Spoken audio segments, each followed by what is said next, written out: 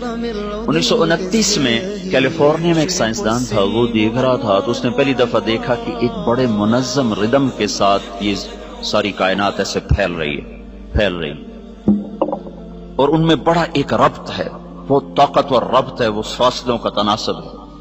پھر اس پر انہوں نے مزید تحقیق کرتے 1948 میں وہ اس نتیجے پر پہنچے کہ یہ کائنات زیرو سے بنی ہے، ایک دھماکے سے بنی ہے، دھماکے سے۔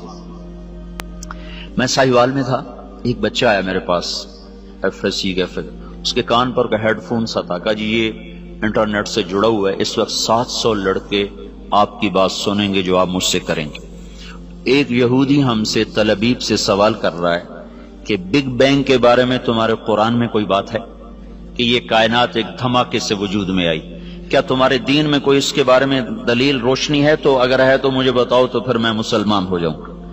میں نے کہا پہلی بات یہ بچے کہ ہمارا قرآن سائنس کی تصدیق کرنے نہیں آیا اور سائنس کو جھٹلانے نہیں آیا، ہمارا قرآن ہدایت کے لیے آیا ہے، زندگی گزارنے کا طریقہ بتاتا ہے۔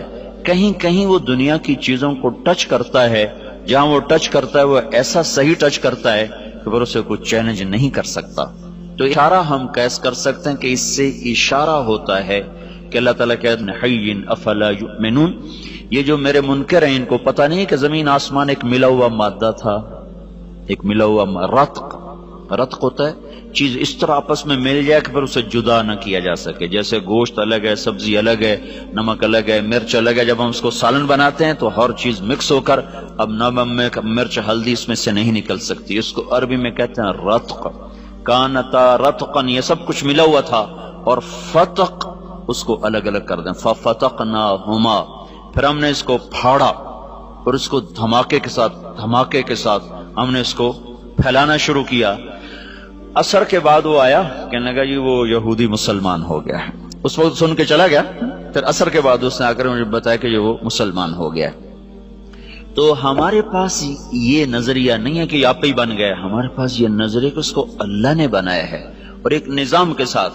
اچھا، پھر ایک پال ڈیوس سائنسدان تھا آسٹریلیا کا، اس نے پھر ایک اور بات ثابت کی کہ کوئی بنانے والا ہے، خود نہیں بنا، اس نے ڈارون کو غلط ثابت کیا، اور دوسرے جو دہری ہے، بہت سے دہری سائنسدان تھے اب بھی ہیں، ان سب کی بات کو اس نے غلط ثابت کیا کہ یہ دھماکہ کسی نے کیا ہے، خود نہیں ہوا، کہ ہر دھماکے کے بعد تخریب ہوتی ہے، دھماکے سے تو تخریب ہوتی ہے نا، نہ کہ تعمیر۔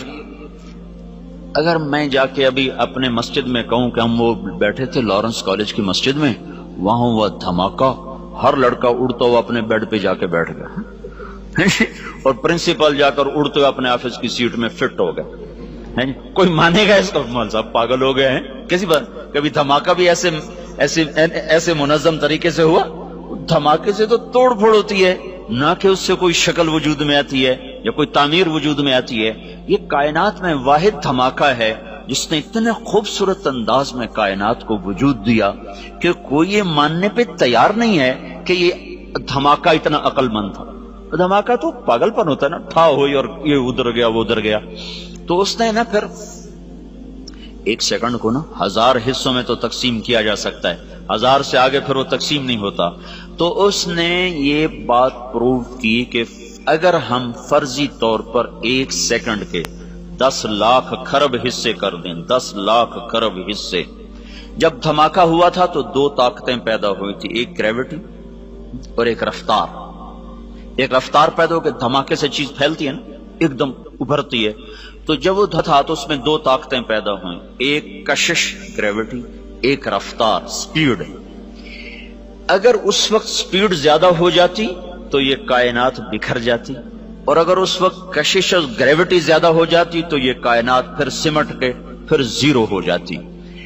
اس میں اگر 1 سیکنڈ کے 10 لاکھ خرب حصے کیے جائیں اور 1/10 لاکھ خرب سیکنڈ کے برابر اگر رفتار بڑھ جاتی تو کائنات بکھر جاتی، اور اگر گریوٹی بڑھ جاتی تو کائنات زیرو ہو جاتی۔ تو یہ کوئی کیسے تسلیم کرے کہ یہ آٹومیٹک ہو گیا، یہ خود بخود ہو گیا؟ کوئی تو ہے، اور وہ کون ہے؟ یہاں آ کے وہ اٹک جاتے ہیں۔ تو ہمارے یہ اس بچے سے بھی پوچھو تو کہے گا اللہ نے زمین بنائی، اللہ نے آسمان بنایا. تو اس کو اللہ نے یوں جواب دیا، ان ربکم اللہ الذی خلق السماوات والارض فی 6 ایام، تیرا اللہ ہے جس نے زمین آسمان 6 دن میں بنائے. ثم استوى علی العرش، پھر عرش پہ تخت بچھایا. یغشی اللیل النہار، پھر دن اور رات کا نظام چلایا. یطلبہ حثیثا، دن آگے چلتا ہے رات پیچھے چلتی ہے. اور پھر الشمس والقمر والنجوم مسخرات بامرہ، پھر اس نے سورج چاند ستاروں کو اپنے تابع کر دیا. تو ہمارے لیے ایک جواب آسان ہو گیا کہ سب کا بنانے والا اللہ ہے. جئنا إلى الدنيا كي ندعو إلى الله لننشر الخير في الكون الذي حارى ونرسل العطر من روض